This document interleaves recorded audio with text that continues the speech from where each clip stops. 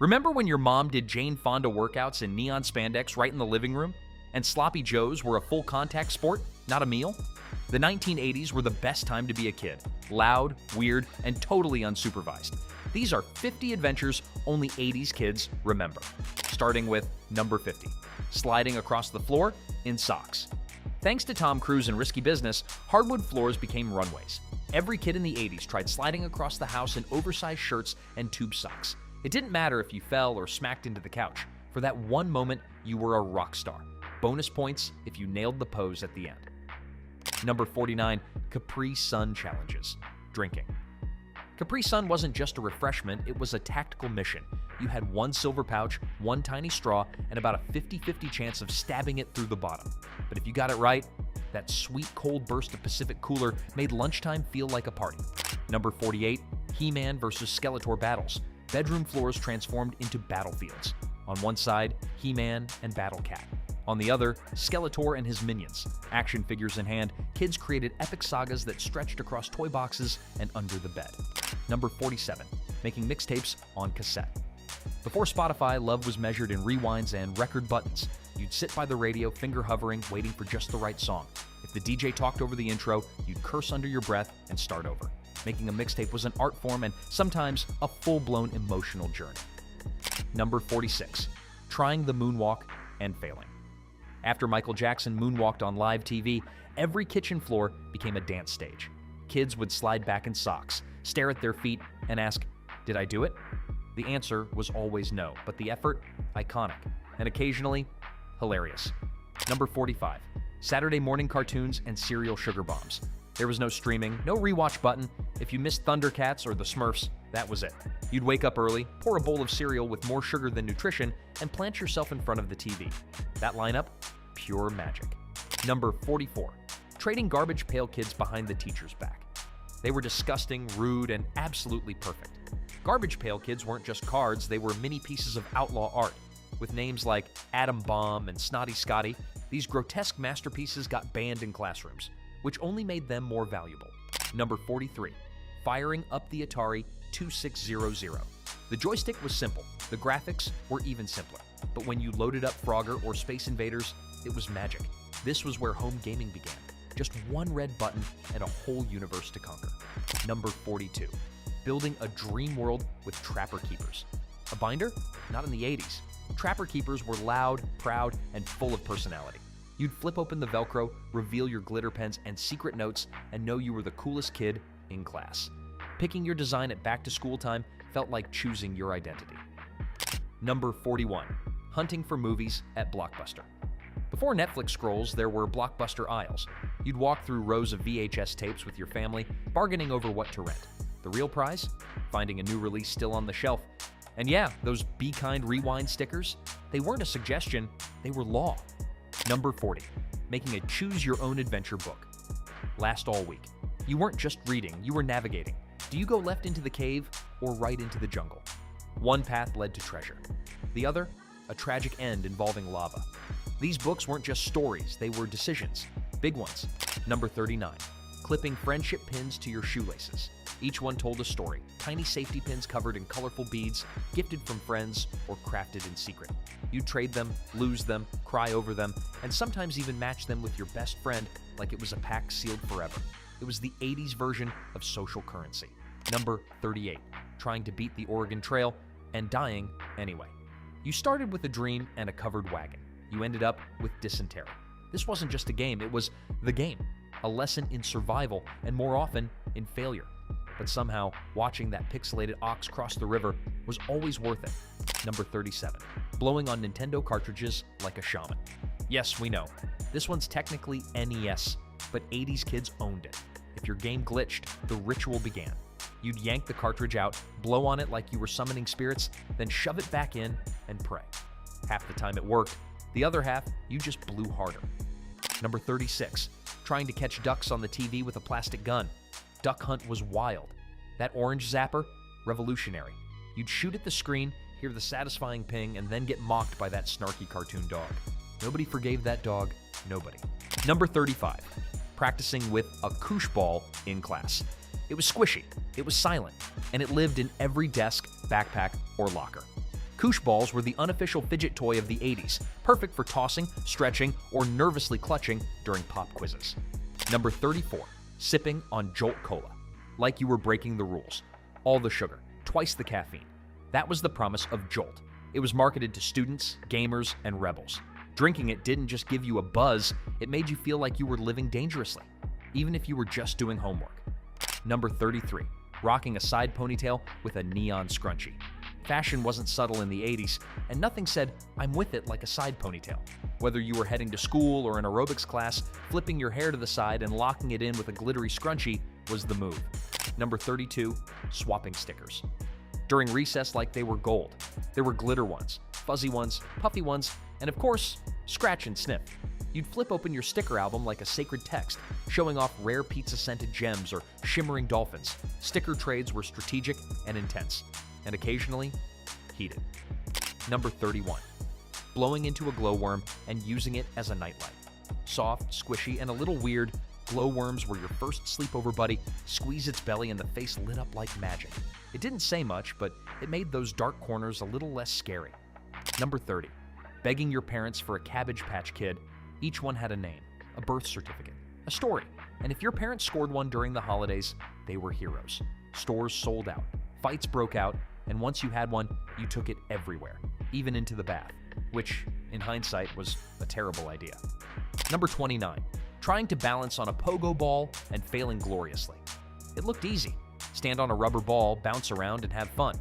But in reality, it was a core workout and a safety hazard rolled into one.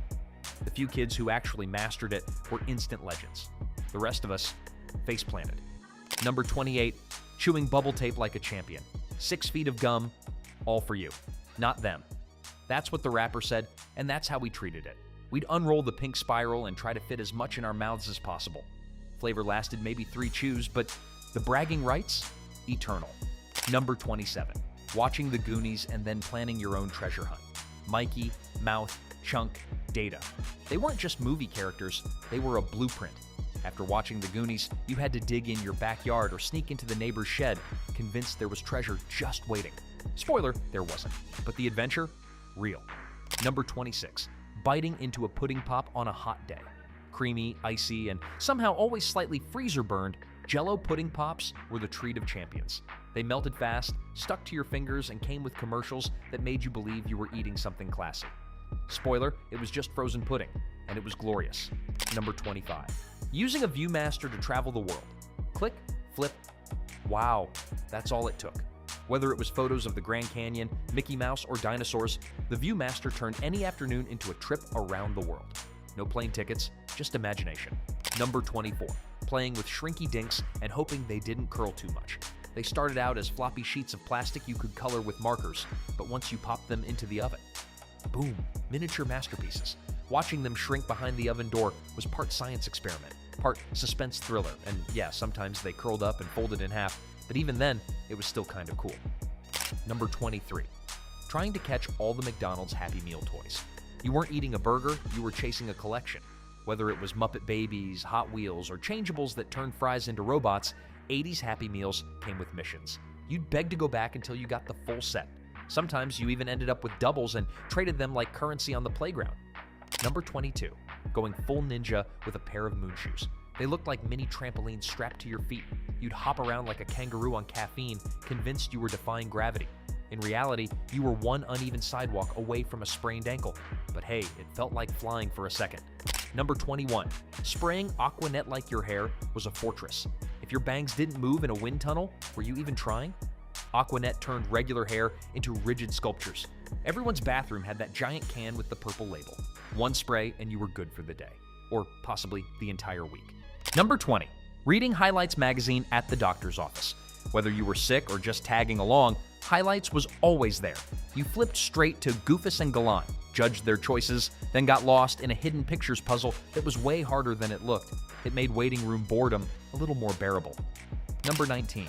Sticking scratch and sniff stickers to literally everything. Grape, pizza, popcorn, rubber tires, you name it, it existed in sticker form. And yes, some of them actually smelled like what they were supposed to. Others just smelled like chemicals and lies. But that didn't stop you from sniffing them every single time. Number 18. trying to eat a push pop without getting sticky. Spoiler, you couldn't.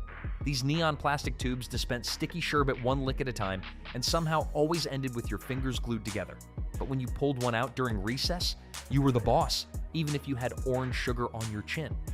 Number 17. Carrying around a pocket full of marbles like they were treasure. There were cat's eyes, steelies, swirlies, and everyone had a favorite. You'd bring a pouch to school, dump it out at lunch, and start your own version of the Hunger Games on the concrete. The rules, made up. The competition, deadly. The stakes, eternal glory. Number 16. Making the perfect paper fortune teller. It started with folded squares and ended with your entire destiny being decided. You'd pick a number, a color, and suddenly you were going to marry a movie star and live in a mansion with 12 cats. The science was shaky, but the entertainment? Flawless. Number 15. Taping songs off the radio and getting the DJ's voice by mistake. You'd wait for hours for your favorite song to come on, fingers poised on the record button. And just when it started, the DJ would jump in with, "And that was the hot new track from Ruined." But you still played it back over and over anyway. Number 14. Eating sloppy joes like a warrior. Sloppy joes were a badge of honor. The messier your hands, the prouder you stood. That mix of ground beef and sauce spilling out of a soggy bun? Perfection. And you always ate it fast, because half of it was guaranteed to fall out anyway. Number 13. Pretending the floor was lava. 1 second you're walking through the living room. The next, total apocalypse. Pillows became stepping stones, couches became safety zones, and touching the floor meant instant death. It was chaos. It was pure. It was the 80s. Number 12. Wearing jelly shoes until your feet looked like waffles. They were glittery. They were plastic. And they made your feet sweat like crazy. But you wore them anyway, because jelly shoes weren't about comfort. They were about style. Bonus points if yours had sparkles embedded in the sole. Number 11. Watching after-school specials that got weirdly intense. You'd come home expecting cartoons, and suddenly you were watching a dramatization of peer pressure, substance abuse, or stranger danger, acted out by teens who looked 30. It was supposed to teach you a lesson. Mostly, it just gave you anxiety and a weird crush on the lead actor. Number 10. Sitting in a lawn chair under a sprinkler. No pool, no problem. You'd drag a lawn chair into the backyard, turn on the hose, and run the sprinkler like it was a high-end water park. You'd run through it, dive over it, sometimes even stick your face right into the jet. Simple? Yes. Effective? Absolutely. Number 9.